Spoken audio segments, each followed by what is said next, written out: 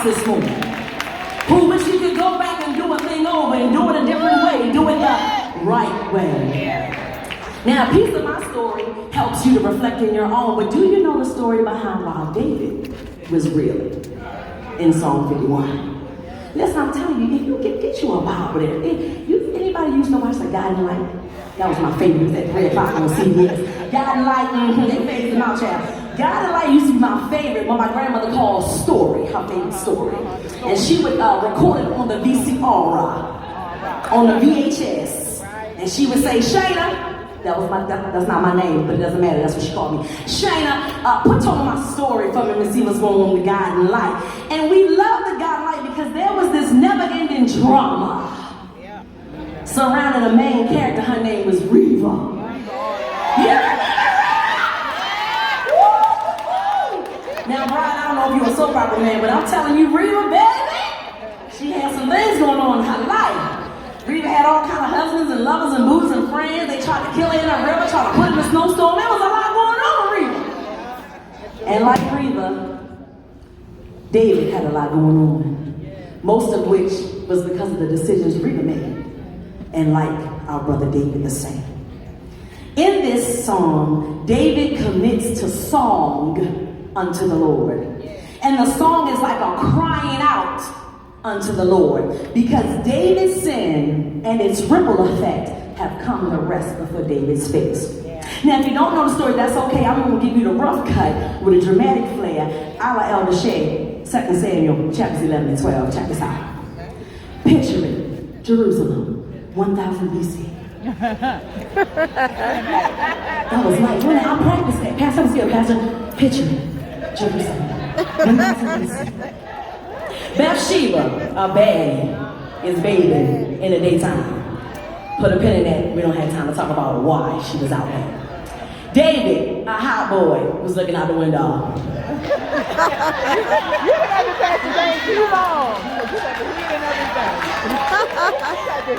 everything. He sees something he wants, but it's not ordained for him.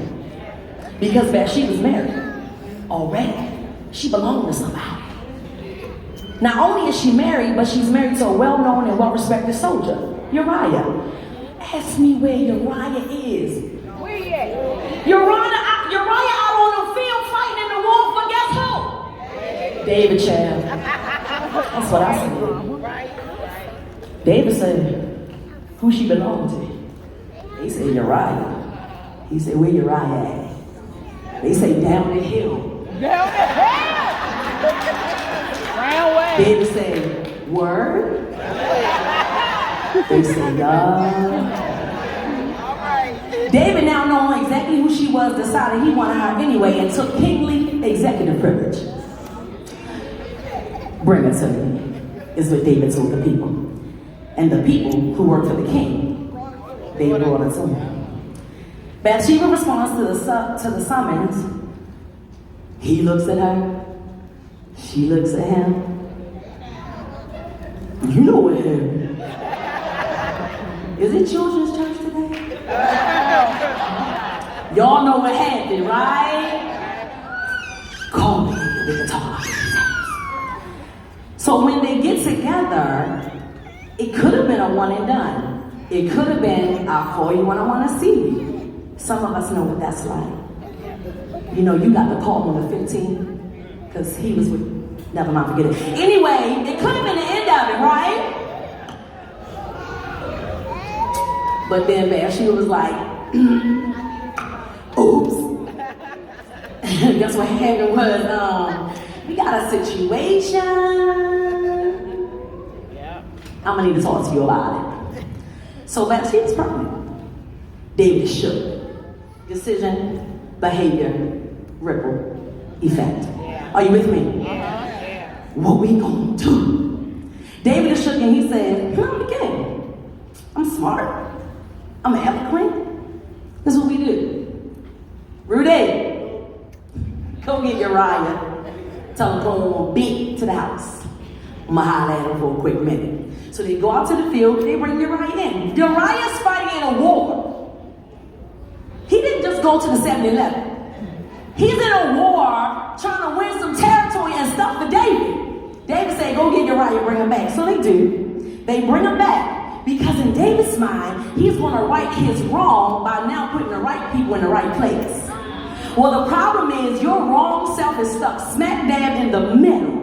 Has anybody ever tried to right a wrong? Yeah. But it was far too gone for you to make good on what you've done? Yeah. Uriah comes home, and in true servant leadership fashion, in David's mind, he gonna come home, he gonna get the big piece of chicken. You heard me? They gonna Netflix and chill, more chill than Netflix. Uriah said, my men out there, I need to be back out there with them. Uriah does the equivalent of fall asleep on the couch, watching a movie. And Bathsheba like, we still got a problem. Uriah and Bathsheba was playing. David picked up a plan between them that didn't work. Uriah then goes back out the war. David said, listen, the girl is pregnant. I sent the husband to come home and be with her so it could be like she's pregnant with his baby, not my baby. Uriah was like, nah, I'm going back to work. We can have fun later. You see the difference between your decisions that put you in the right place and those decisions that put you in the wrong place. How many of us know that sometimes you can't stop the ripple effect because it's too far gone? David said, okay, we gotta pivot. So he gonna go back out there, put him on the front line. If you put him on the front line, he'll get hit first. He'll die. Now we've jumped over the wrong to something sort of right, to wrong. And set your boy up to get murdered. So he sends Uriah back out. Uriah does get killed. David says, ooh, that's one hurdle. Well, now David is now required to take on all that belonged to Uriah because he was killed in the line of duty for David. David then takes on Bathsheba as his wife. So Bathsheba being pregnant, it's now no big deal because it looks very natural. Now, I don't know if they count the calendar like we do now. But if my granny was alive, she'd say, Dad, you know that girl was pregnant. Carry one was before that ain't his thing. Never mind. What I'm saying to you is he righted the wrong with a series of wrongs. The child is born. David, if I can assume what I assume about my brother, thinks he's gotten away free and clear. But if I know what I know about God, you never get away free and clear until you do what God has commissioned you to do. So David goes on about his merry way, and here comes Nathan the prophet.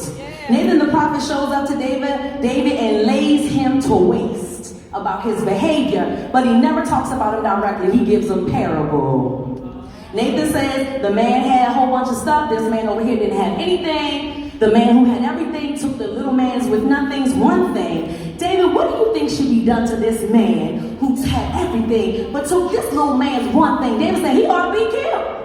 Because that's terrible. You got all this stuff and take somebody else's little something. Nathan said, and so it shall be. You are the man who had everything and then drilled down on Uriah's one thing, took his one thing, and then obliterated him from the face of the planet. David, you are the man. All the more shall happen to you. Nathan says to him, you're going to lose it all. You're going to lose your baby. You're going to lose your lifestyle. Your house will be in disarray. Generations of curses and fighting will come out of your line. You are done. Something about David, which is why we like him. David said, now hold up now. I know I was wrong and everything, but I know somebody I can talk to about my wrongdoing who might be able to help me right this wrong. And so David empties the content of his heart before God. David says from glance to gate. The gate is the entry point where he could have stayed away, but he didn't. David says from gate to grab. The grab is taking Uriah's wife and laying with her. From grab to gross misuse of power, having Uriah pulled in and sent out and subsequently killed. Gross misuse of power to generational impact. Nathan tells David, if you continue along this line, you will have enmity and curses for years to come. David is heartbroken. And so he finds him in Psalm 51 with his heart broken and laid there. Upon hearing from the prophet, he goes into immediate action.